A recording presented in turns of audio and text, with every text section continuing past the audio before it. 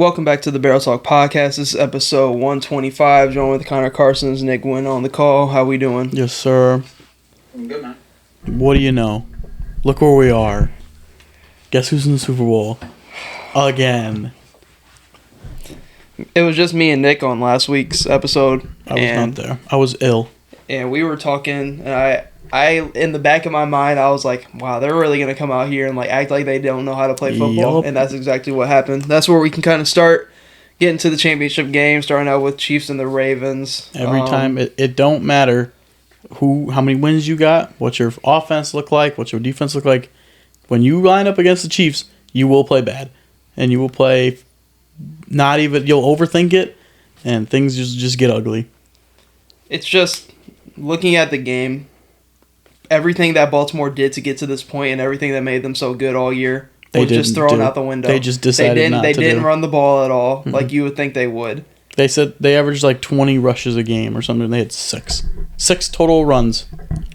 Why did it feel like, at least to me, that like this was like them trying to prove a point of Lamar Jackson can beat Patrick Mahomes just by passing the ball? I don't know. It was just so dumb. Like, I have no sympathy for the Ravens, first of all. Like, if you're going to come out and just get dominated like that, like, it's not even like they lost in, like, heartbreak. At home, like, you just put up no fight. You put up 7 points, like, of offense, or 10 points of offense, whatever they got.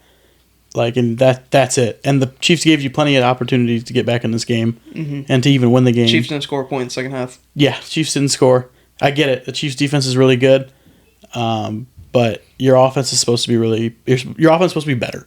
Like, that's basically where you're at. And the O-line didn't really look that good. It looked like Lamar wasn't trying to scramble as much as he was able to. He was sitting in the pocket way too long, and then by the time he was able to rush, he's getting sacked. Only one receiver showed up. It was Zay Flowers, and he even had his fuck-ups. See, that's what was... We'll talk about his fuck-ups and everything else like that, but, like, that's what was crazy to me. I feel like Odell didn't play a single snap, and then once he got his snaps and got his opportunity, he was, like, he was on the open. field. Like, I saw him on the field, like, in the first half and everything, and then, yeah, they weren't looking his way. I don't understand why they weren't looking his way. He's obviously, he's there too. He's better than Bateman. I ain't gonna lie, he was probably getting locked up. He probably was. Probably. But, like, on certain routes, when it's just a nice little slant, he has the hands to make a contested catch, and I feel like those the two grabs he did have where you're like, okay, bet. And one of them, it probably should have been a PI. But, like, I'm not going to really go dive into, like, oh, was this a PI? Because I feel like that's how we talk about every single game with the Chiefs. But, like, going into the Zay Flowers thing, before we say anything, because I know one of you guys are going to bring it up, taunting should be fucking banned. I'm not just saying this one. I'm just saying in general, because these are grown men. This is the NFL. This is like the biggest game of their lives. I'm sorry, if I catch a bomb on you and hit right over your head, I'm talking shit. They're grown men. It's the spinning the ball on the ground shit. I can't say, like, taunting should be, like, banned, because they're never going to ban it. But, like, it's just a dumb thing to do, because he's so, you gotta it's understanding the game. Yeah. I get doing that, and, like, at the first quarter of the game or something, not when you're losing by almost 17, and that was your first big play of the game, and then ultimately it ended up screwing them. Yeah. So, and then he was the one who fucking fumbled at the goal line. So I'm not gonna say all that, like, ban taunting, because, like, people be doing some crazy taunting. Oh, I'm just saying, like, if it's, like, out of the world type shit, I understand that. Well, it's just so dumb because he didn't need to do it. No, he didn't. You can talk all the shit all you want. They're not going to throw it on what you're talking about. It's the spinning. It's the spinning the ball in front of him and then shoving him back to the ground. Basically, is what got called. I just kind of wanted to use this as, like, in terms of, because I feel like there's been just taunting calls, like, in the past couple of years. Some of them are soft, obviously. Some of them I'm just like, okay. Oh, like, yeah, that's just refs in general, and that's in any sport. Like, taunting, like the rim hanging in basketball is a very soft thing. And the rim hanging in basketball is more so for the player's safety. Yeah. So I don't know. It's just refs. Refs not. It depends on what kind of refs you get. It just kind of makes me mad. I do think it was a bad point for Zay Flowers in that game. But the overall conversation of taunting, I feel like it's stupid because I feel like they'll make it to where a taunting call can, like, deter an entire game. Yeah. Obviously he shouldn't have did it, but I'm like, okay, like, heat of the moment type of game. If it's like a big rivalry, and they're his talking adrenaline was probably pumping. Yeah, and he this, was. You gotta think this is a rookie as well. But like you got to think like, it's not like he mossed the motherfucker. He was wide open and then just ran for 50 yards. Mm-hmm. So I just a dumb play by Zay Flowers, and it ultimately ended up screwing them. And I agree they should be more lenient on it. Yes, but just don't do it. Just don't do it. Yeah, that's it. Especially you just gotta have to. He's a rookie. You gotta know the situation. Mm-hmm.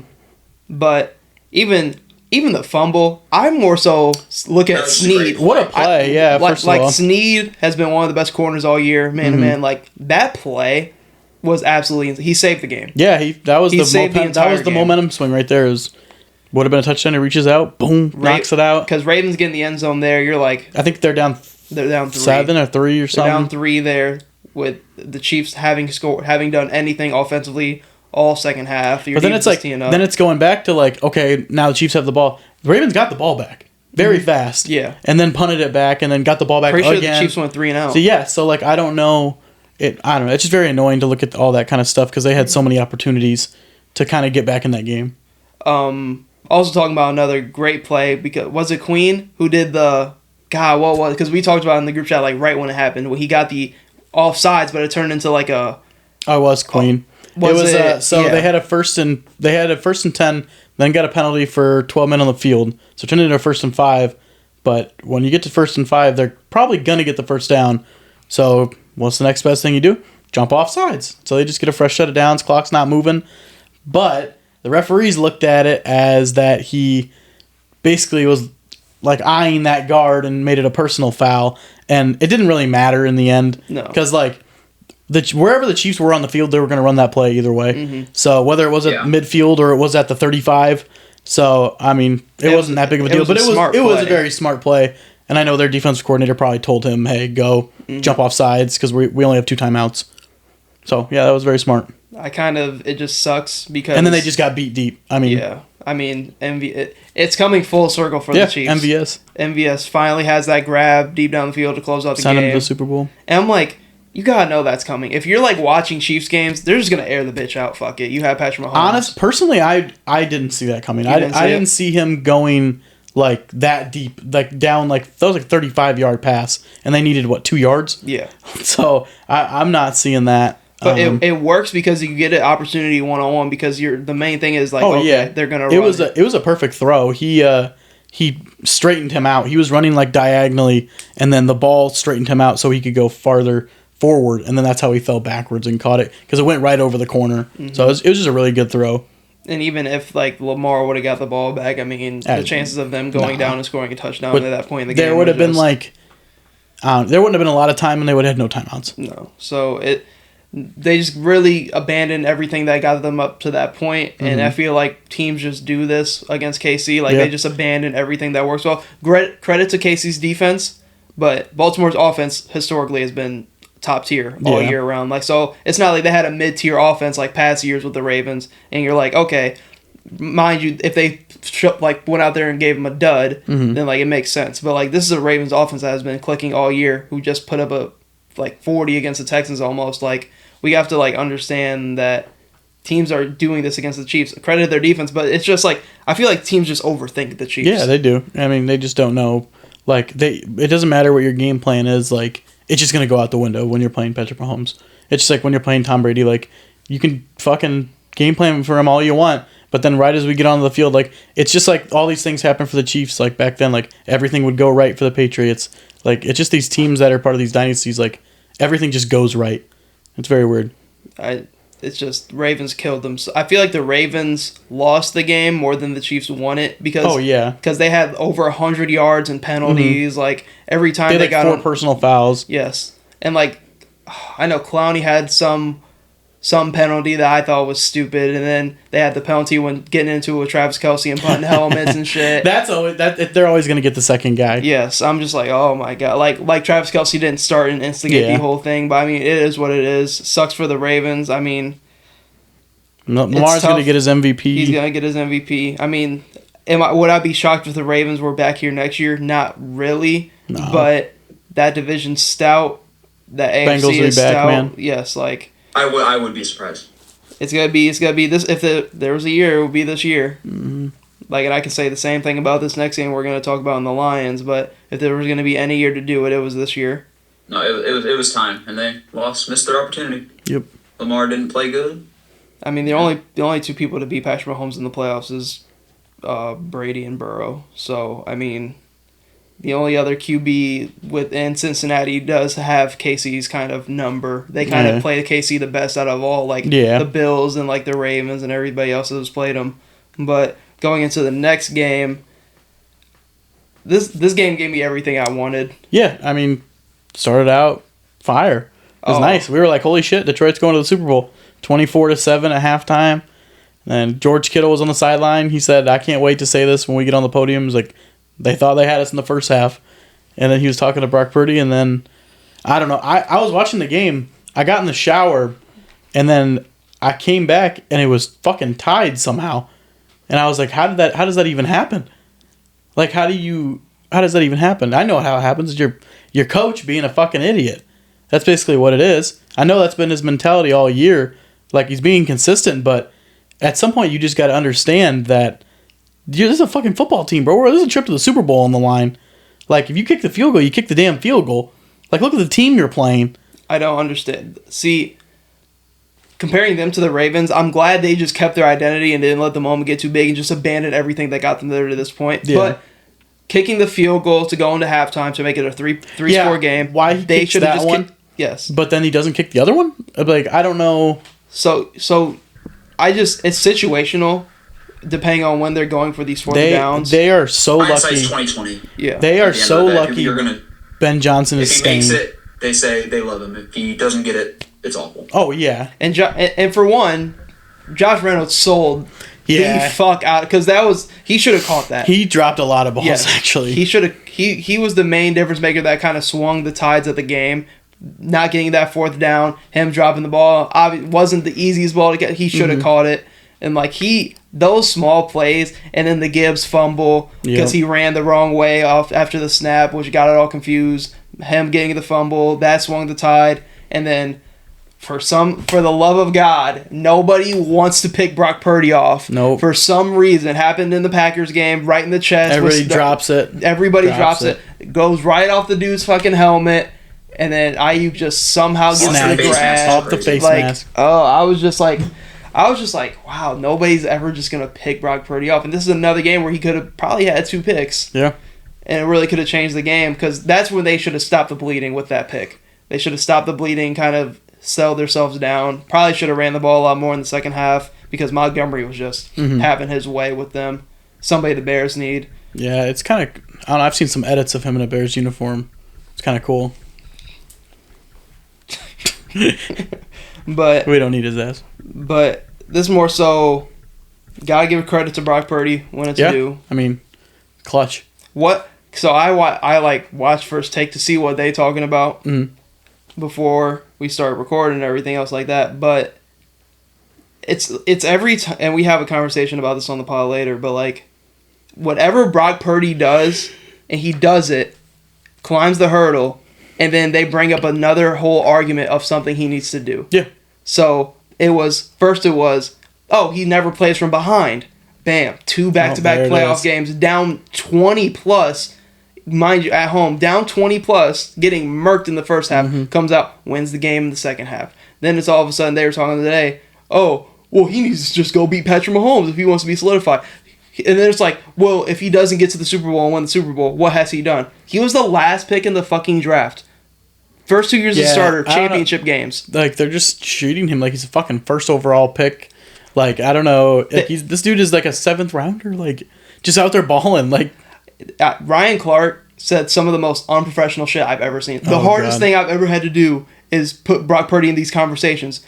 Then you guys pray on his downfall like he's in the conversation. So why you guys are making him in the conversation by treating him like he's a Patrick Mahomes or Josh Allen? It's crazy to me because the narrative will switch every single game with Brock Purdy. I'm like, he's making the throws. Sorry, he outplayed Jared Goff in the second half. It happened. He outplayed Jordan Love in the second half. The 49ers just outplayed them. Like, I don't like Brock Purdy, bro. You don't like who? Brock Purdy. Yeah. I'm just not a fan. I understand. I don't think he's that good. Understandable.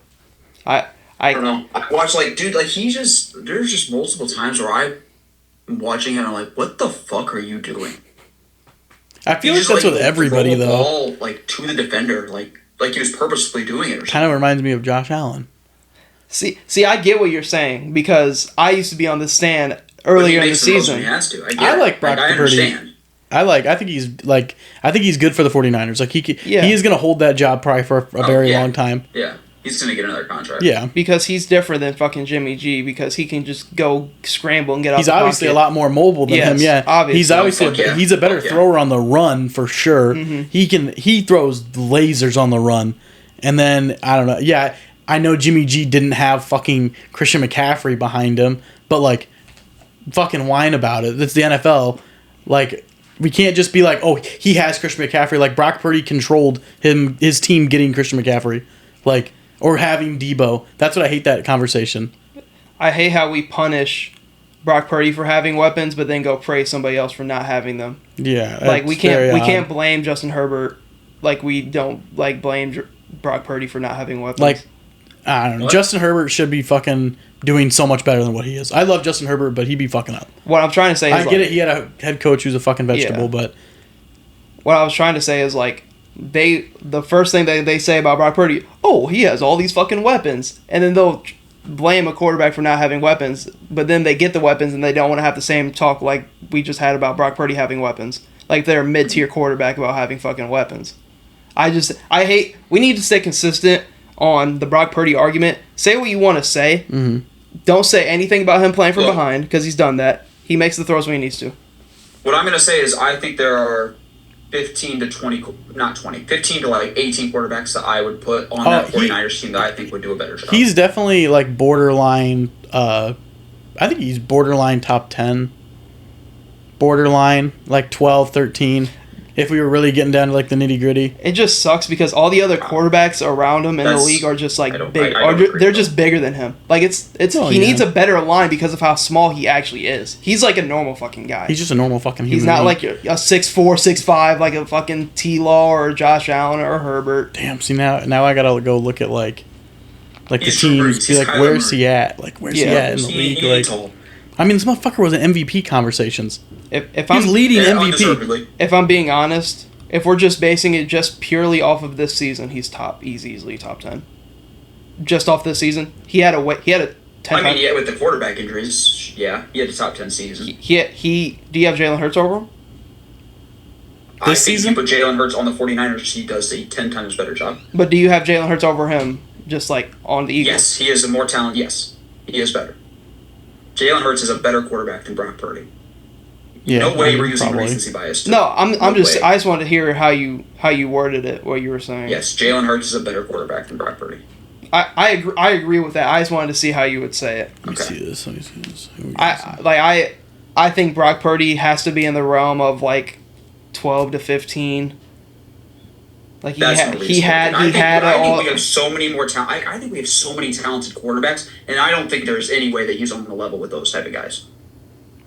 I mean, I think of 11. I'm thinking Stafford and these 8 to 12 guys Stafford, T-Law. I'm not taking him over a Stafford or a T-Law even close. Well, it's easy. He's 13. I would say he's 13, it's easy 14. to judge him because he's not even making a fucking $1 million on his contract, so they can pay everybody else and get a crazy roster. I mean, if you're not trying to be crazy, we all got different contracts. We all got different teams. If we're looking at this, you're going okay, everybody that I'd probably have over Brock Purdy, it'd be Lamar. I'm just going through the teams. Lamar, Dak, probably Jared Goff, 3. Josh Allen, Mahomes, Hurts, Tua, Stroud, Stafford, Burrow, probably Love. I'm taking Love. T-Law. Other than that, I mean, Kirk. I think I'd rather have Kirk. Healthy Kirk. Healthy Kirk. Healthy Aaron Rodgers. Yeah. Now you're at Brock Purdy is the 15th best quarterback right now. And then I'd probably take Herbert over him as well. So he's he's mid. He's middle of the pack. But that's all he needs to be. That's all he needs to be. Offense, that is all he needs to be. Yeah. That's all you gotta do. But they also play to his strengths. They don't put him in situations where he's obviously going to fail. Like you see a lot of fucking coaches do in this league. Oh, yeah. But, like, the only name you said where I'm like, I would personally probably take Brock Purdy over, I'm trying not to do recency bias. Like, I've never, ever seen Tua perform in a big game. Oh. I've never seen Tua in a big game go out there and perform. He never has. I'm not trying to say he's a bad quarterback, but anytime Tua, you're like, this is the game for him to step up, he never fucking steps up. Yes, I understand it was fucking cold in the KC. True. He came out like he didn't want to play. That is one guy I'm taking Brock Purdy over. I do not believe in Tua. I just think he doesn't play good in big games unless it's indoors, good weather type shit. He hasn't stepped up for the big game. That's the only person I'd probably take Brock Purdy over. And then like you could argue Jordan Love just off of just. You could argue Love. Yeah. You could argue Goff, Stroud. I'm a Brock Purdy guy. I like Brock Purdy. I'm in the middle on him because I just see, like we talked about it last week. I have no reason to just not like him. I've never seen somebody who has an underdog-like story get treated like he's Goliath. I mean, personally, I've never got my ass beat by Brock Purdy. Is true. Like, he should be he should be treated like how the Lions and Jared Goff got treated. Because underdog, last pick in the draft, Mr. Irrelevant, but all of a sudden, he's painted as a Patrick Mahomes, like a villain. Like, I just don't understand. I'm like, it's crazy. I'm like, this is like I think it's just because of how good the 49ers are in general. Like, it's like this good team already is now getting like another good player. That's basically. And it's also it has helped with like the Jimmy G. Like Jimmy G was just there and was doing hella good. Yeah, like, so I feel like it just doesn't help. And I don't know, the narrative around the Super Bowl is just like Hitler versus Stalin. Yeah, like it's just the Super Bowl no one wants to see. It's just because it's the 49ers. Like no one likes the 49ers. Personally, I have no reason to not like the 49ers. Like my team didn't get beat the fuck up by Brock Purdy, so like I got no reason to not hate them. I mean, my team don't ever just lose to them in the playoffs every year. Like, so I Brock Purdy ain't nothing wrong with me. I have no reason to hate the Niners. I hate him. They came into US Bank Stadium got personally, last time I played the 49ers, we beat them in a tsunami.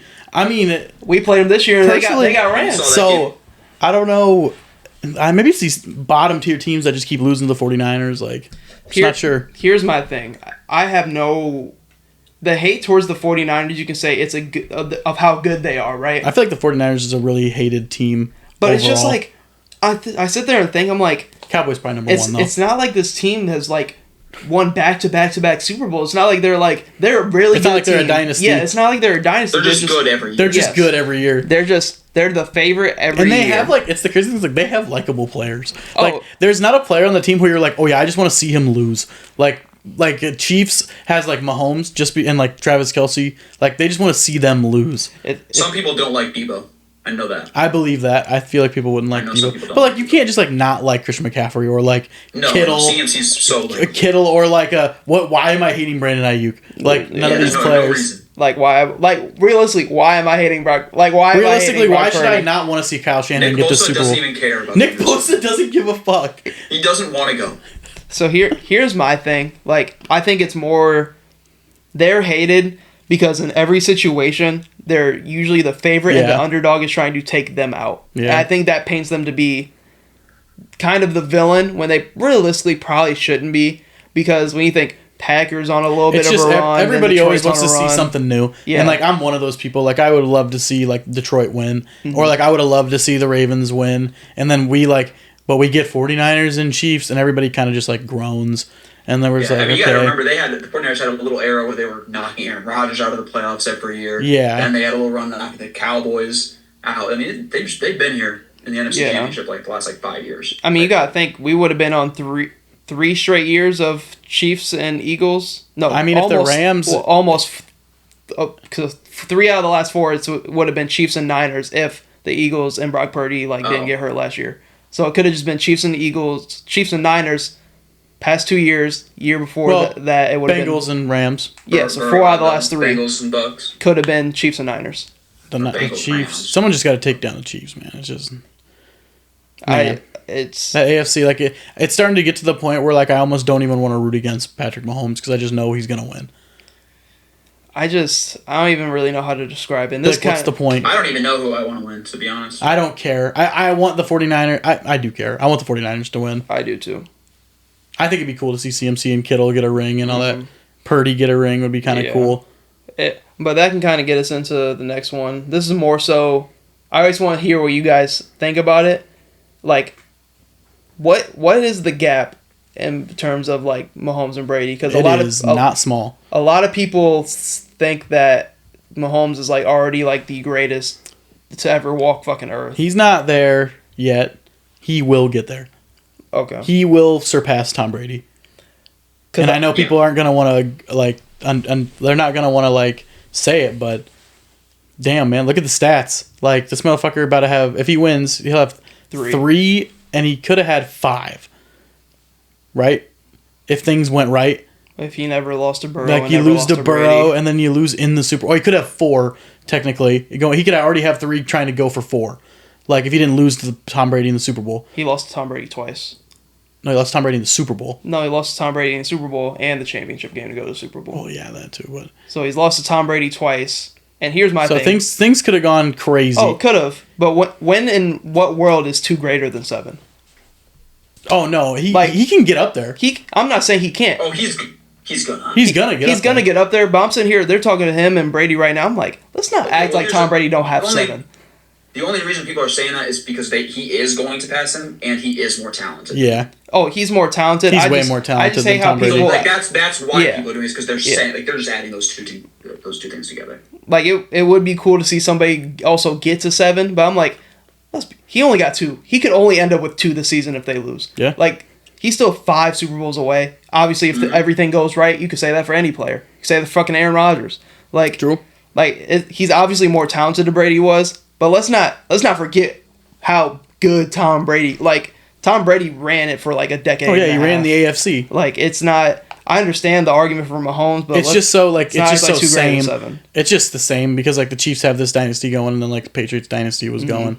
So they're trying to like compare and everything. Like Tom had a really good fucking defense when they went to the Super Bowl. Like now, Mahomes has a really good defense. Tom Brady never really had like weapons besides like Gronk. Like Julian Edelman wasn't like a top tier receiver. No. Like Wes Welker, Amendola, all these guys. Like I don't know. It's just so easy to compare. Yeah. But yeah, Randy Moss is the only number 1 guy he's ever had, and I guess Mahomes had Tyreek. So. And it's crazy because like I hear the comparisons. I'm like. It's crazy to think the only person other than Joe Burrow to beat Patrick Mahomes like in a playoff setting is Tom Brady.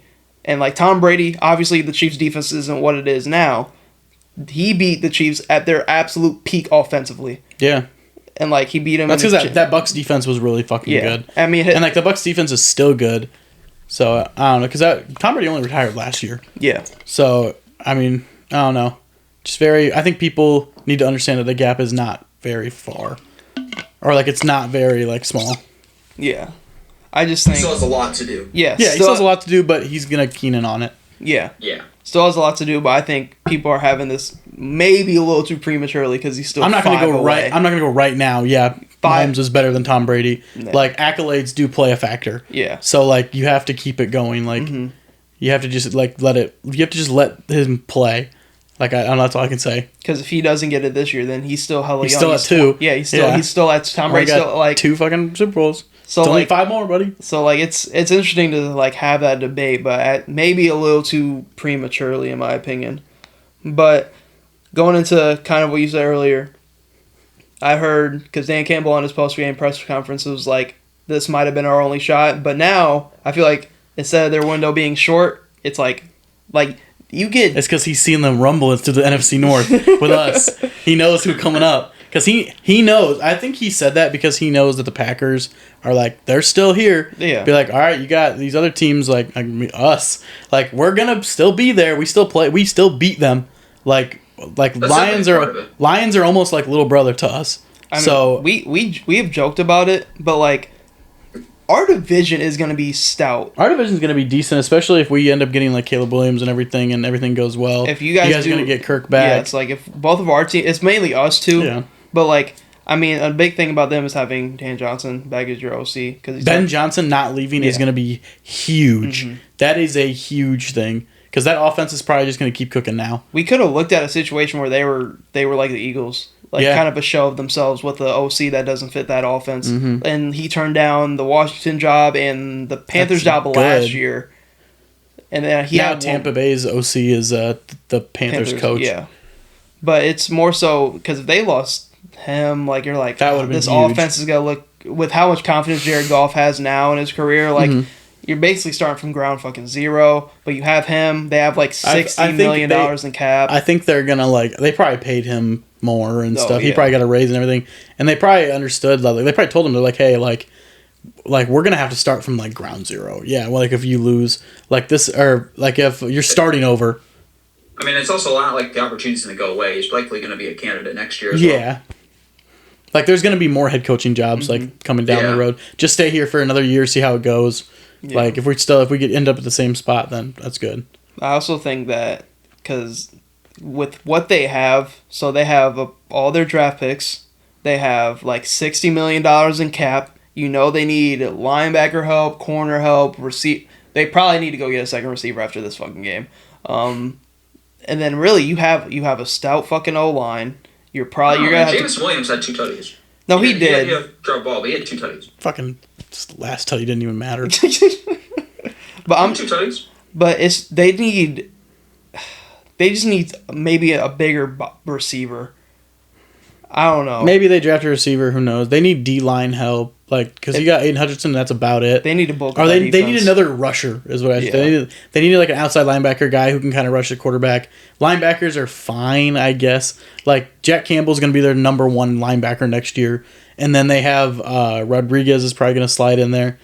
Their secondary scares me. Yeah, they need to go. They need to go. They're still going to have Chauncey, Gardner Johnson back there. But their corners will scare me a little bit. And they have all the assets to go get it, but you don't want to overspend your assets that you do have, because you could plateau next year, even bringing everything back, maybe even getting on paper better. We've seen teams kind of plateau and get slightly worse just because teams around them get better. But I don't know. It's definitely a big deal for them, because I was getting scared of this team just kind of fizzing out and just being a one-year wonder. And them kind of just being a 9-win team that gets bounced in the wild card. I think they'll be fine. I think they will be fine. You don't have a lot of teams that go back a lot. No. Oh, no. No. But I don't think that was like their only shot. Like I think they'll be fine. Yeah. They're in a better position than past teams have in that spot. Because most teams, like, they get here and they get to this point and they have to blow it up because they can't get better or stuff like that. But next thing, we gotta talk about the Steelers, dude. Do we have to? I hate talking. I mean, we can address it because I thought it was funny. Arthur Smith is OC. Cool. Like, don't care. Won't help. I mean, maybe it'll work. Nah, it was so funny. Everybody wanted to slide around the question that I asked. Like, it's like, oh yeah, like he wasn't. Or what did Stroh say? If we're gonna bring up Stroh, be like, oh yeah, he was a bad head coach, not a very good OC. I'm like, wasn't he calling the fucking plays in Atlanta? No one wanted to respond when I said that. You can say them weapons in Atlanta. I quoted Pittsburgh. Yeah, I quoted it. I was like, so we just swerving around this. Like, he called the plays. I was the only one who answered that. Yeah, I was like, he called the plays in Atlanta. Like, I don't know. What do you mean? Like, if he don't know how to use fucking Bijan Robinson, Kyle Pitts, and fucking Drake London, like, what the fuck is he going to do with Kenny Pickett? I will say there are a lot of situations where some people and personalities aren't made to be a head coach. And they're better as a coordinator. But, hey, Josh McDaniels. Josh McDaniels. Yeah. But it's just, the Steelers, it doesn't matter who they bring in. They're always going to be a quarterback away. Yup. Like, and it's like, who's that quarterback going to be? Russell Wilson? I don't know. Kirk Cousins? I don't know. Nah, you're probably just running back with Kenny Pickett. You want to make fun of the Bears so bad, but y'all the one clamoring for our quarterback. Like, I don't know what y'all want. Pickett. Like, fields don't even make sense for them. Like, for real. Like, but hopefully, it was just funny. That's why I put it on here, just because we were talking about it. Pickett's going to ask us for his release in week 3. Like, he going to ask to get the fuck out of there. He can come to Minnesota. Yeah, he can come anywhere. He can come hoop with us. But we kind of already talked about kind of a game changer and a game manager with Brock Purdy. Mm-hmm. But, like, I know Nick's definition. Like, what do you think a game changer is? A game changer? Yeah, compared to a game manager.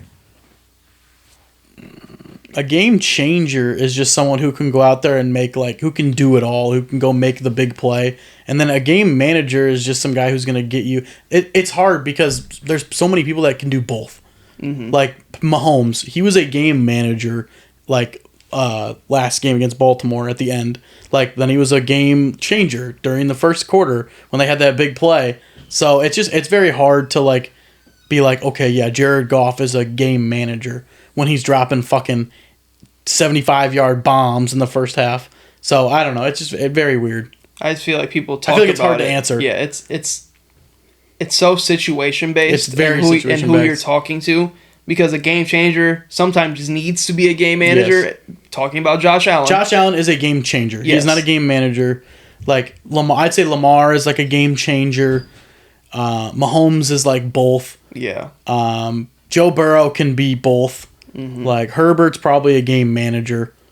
Because I actually texted him, Nick, about this 2 nights ago about I was thinking Dak's a game manager. I was cooking trying to think of what is the perfect way to dissect different quarterbacks, because you'll see somebody talk about a game changer and it will be because they could run out, get out of the pocket and do all this shit. And then I'm sitting here, I'm like, man, they label Brock Purdy as a game manager, but then I look at him out here getting out of the pocket, making throws, getting scrambled yardage, getting first downs. So I'm like, the same shit they call Lamar being a game changer for, Brock Purdy just did in this game. I'm not saying it's just based off one game, but I'm like, you can't call somebody just a permanent game manager. It's situation based.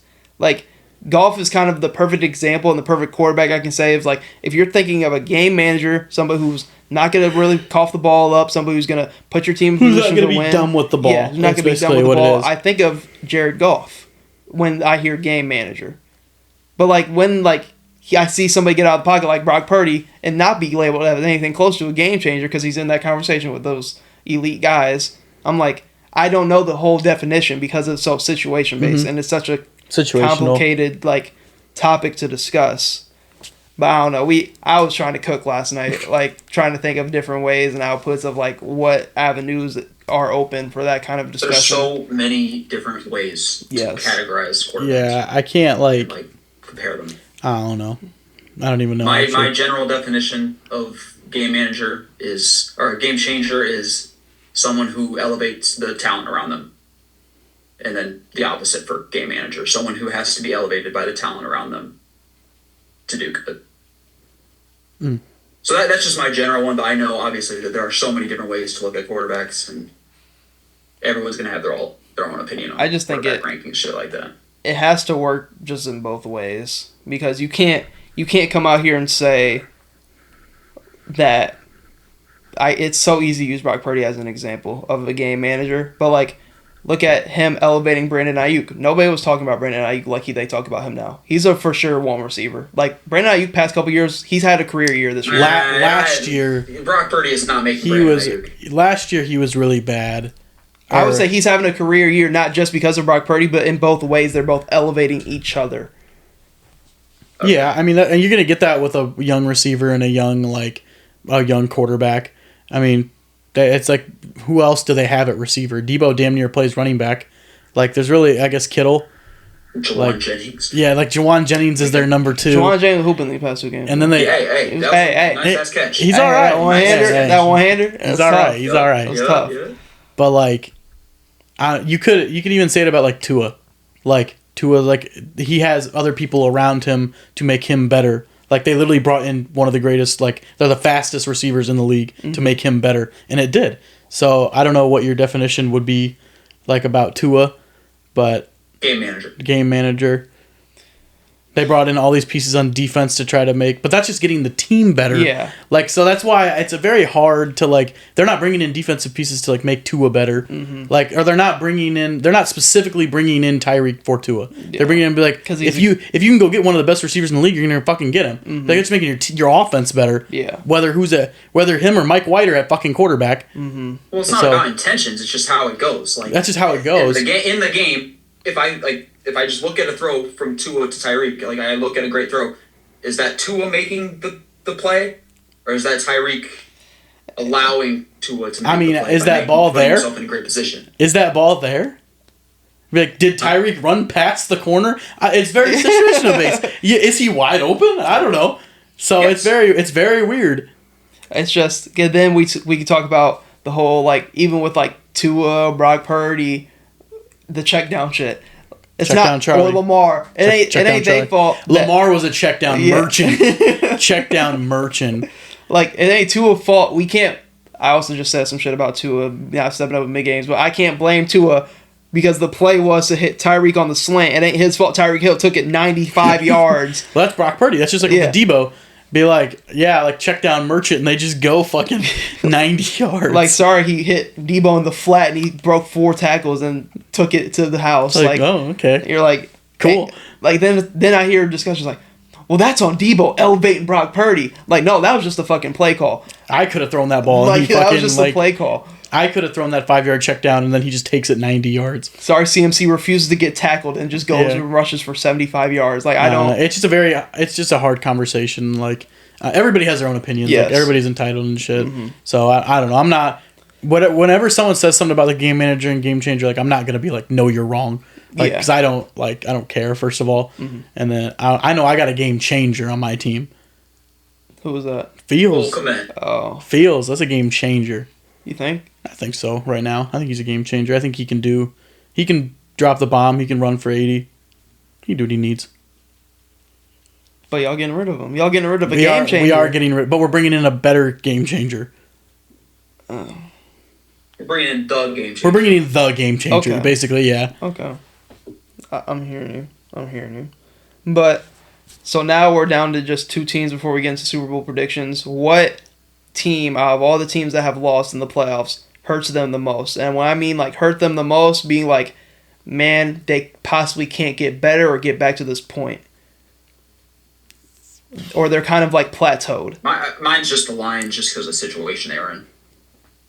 I don't think you're ever going to be sitting there up 17 at half an NFC Championship game. This was against the 49ers. Against the 49ers again. This is going to sound weird, but maybe the Browns. I think that, like, with Watson, you are taking... It's going to be crazy because, like, it's going to be wicked to say this. You're downgrading that quarterback going into next season. All recency bias. I'll admit it, this is all recency bias. Joe Flacco, you might be right. Joe Flacco single-handedly carried them to a handful of wins to get into the playoffs. Now, I really thought they were going to beat the Texans. But, like, with Joe Burrow coming back, Steelers being the Steelers, you still got the Ravens. Like, are you really going to send 3 to 4 teams into the playoffs from that division again? Then you got to think other teams in other divisions. And you got to think that the Steelers, as much as we dog on them, they're good for their 9-8 fucking season. Mm-hmm. Can you get better than that? That's the problem. The Ravens are going to go for 12. With healthy Bengals, they're going to go for 12. So, like, it's just very odd that they're going to have... I think they're just going to be in a really bad spot. They were very fortunate for the Steelers just kind of getting hurt at the worst time. I think it hurts them making the Steelers making the playoffs because now they have expectations for next season. Now your expectations for next season are playoffs or bust, basically. Because you're like, oh, we're getting back to Deshaun Watson, like, blah, blah, blah. Like, we got this defense. But that defense got torn. Nick Chubb's back. Defense just got torn the fuck up by C.J. Stroud. Nick Chubb coming back. You're downgrading a quarterback. I'm not going to go as far as say that they're downgrading a quarterback because when you, like, it's fun to say the Joe Flacco conversation. Joe Flacco had multiple picks in damn near every game he played. They won, though. That's game manager there. They were winning, and I think that just having Joe Flacco kind of changed and gave that offensive spark. It did. But, like he was still putting the ball well in harm's way compared to what Deshaun Watson was doing. Yeah, it caught up to him when they made the playoffs, and then they played that wild card game. But because there was a conversation that the biggest threat to the Ravens was the Browns before the playoffs started. That was a conversation. I think it more hurt the Browns making the playoffs. Okay. Like, if they would have just not made the playoffs, then we'd probably have better expectations for them next season, like more realistic expectations.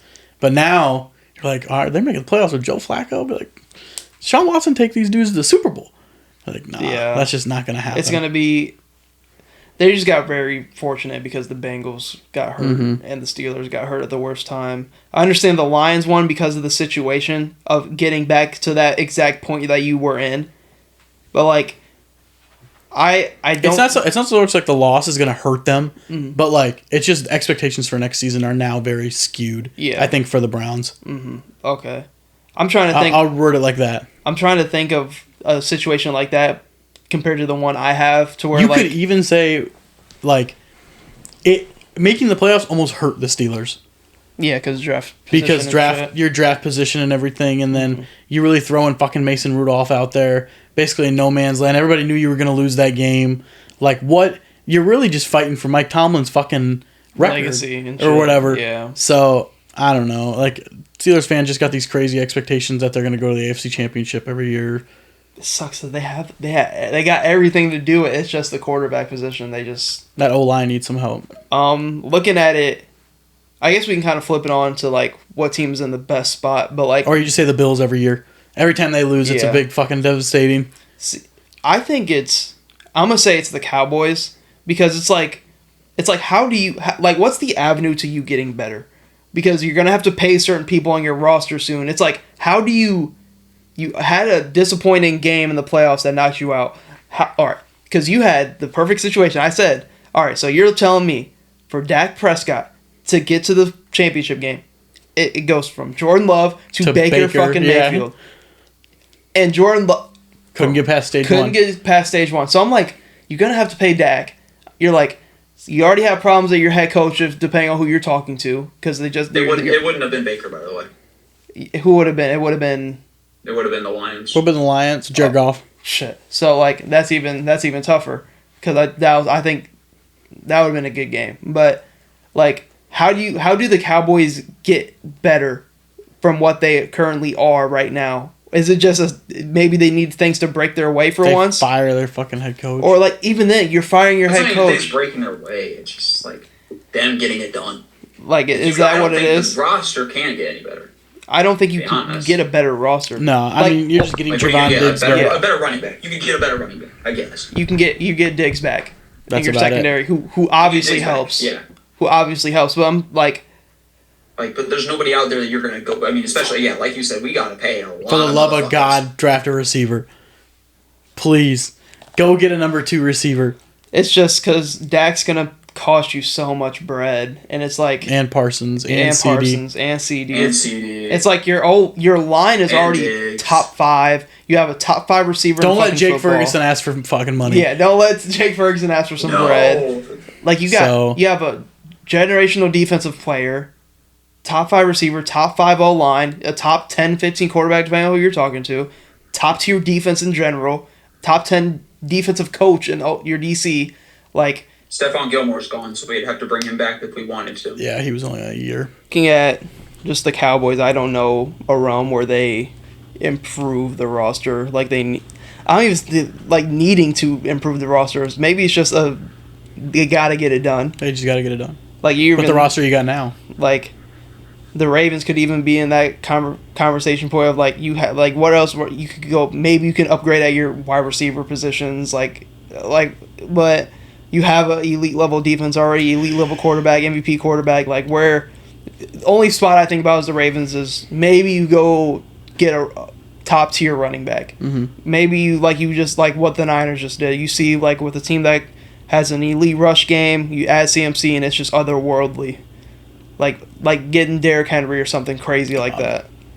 But another team kind of like in expectations, like you said about the Browns, the Texans.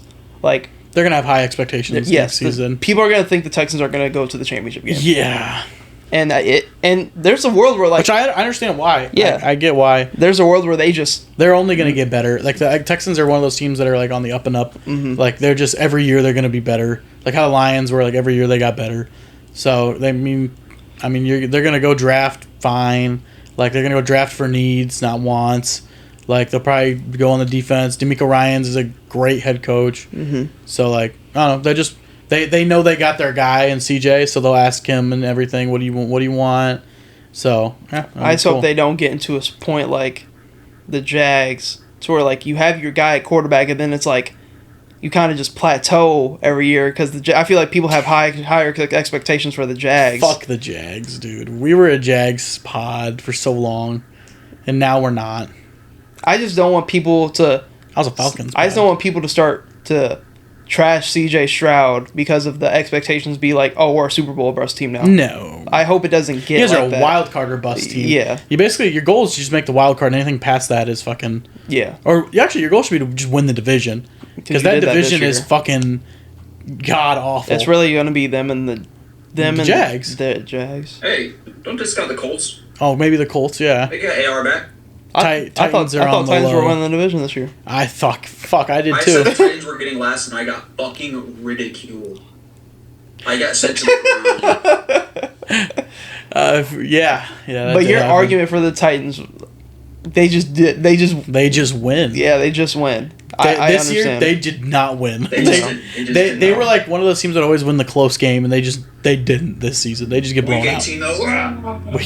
God, it must be fire to be like a Tampa fan.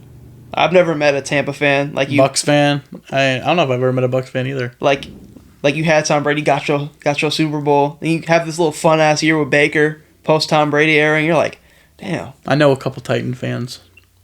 Feel bad for them. I've never met a Buccaneers fan. Bucks fan, nah. I mean, I don't even know if I know any Dolphins fans from here. Definitely not. No. But getting into Super Bowl predictions. Is this the most underwhelming Super Bowl? Yep. Yep. Couple years. This is... What is this? I'm trying to compare it to something. Is this Cavs Warriors like the last time? Yeah, this is like the last Cavs Warrior game. Maybe even... Actually, this might be the middle one. Like, we could have... Right when the year we got KD? Like, yeah, when the year you guys got KD... Like, so you had the 72 and whatever year. Or no, you won it the prior year. Had the 73 year. Then you come back to 73 year, now you're doing it again. Or was it you do it again and then you blew the 3-1 lead? Did you blow a 3-1 lead with KD? The 73 year they lost. Yeah, because that's when they didn't have KD though. We won in 15. Yep. 73 year in 16. So that's when you lost. Got KD in 17. Won. Had KD 18. Won. So this is 17. Lost in 2019 to the Raptors. Yeah, this is 17 right now. Because they're going or no, I guess this would be 18 because they won last year. So they're trying to go for the back-to-back, and then next year they finna lose when they go for the three-peat.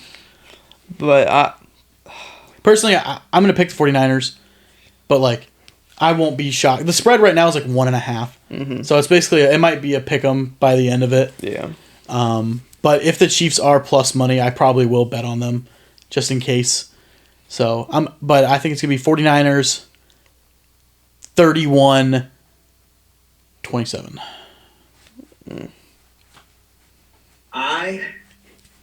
I'm just going to continue like I have the whole playoffs to take Patrick Mahomes to win a football game.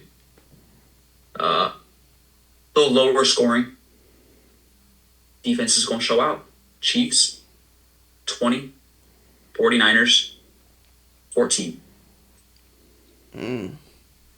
So I'm going the Niners. 49ers, 24. Chiefs, 21.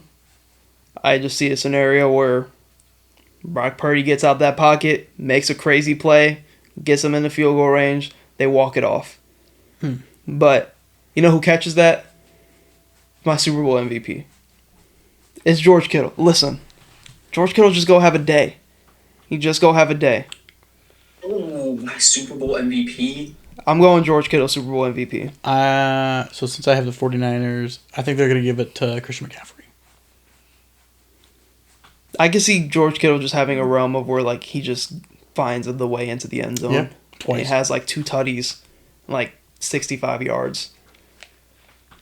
I'm going to go Chris Jones. Super Bowl MVP. I'll let you pick it. I'll let you pick again if you want. What are the odds on that? Oh, gotta be probably a lot. On Chris Jones? Crazy. Probably a lot. When was the last defense player to win it? Probably Von Miller. Probably Von Miller. Because I can't think of any I know Malcolm Smith won it when the Seahawks beat the Broncos. That's some ball knowledge right there. But I don't know what year that was, and I can't think of like any. It was fun. Wait. Because I know like Julian Edelman has one. It was 9 years ago. When was that the Malcolm Smith one? No, it was Von Miller. Okay, Von Miller.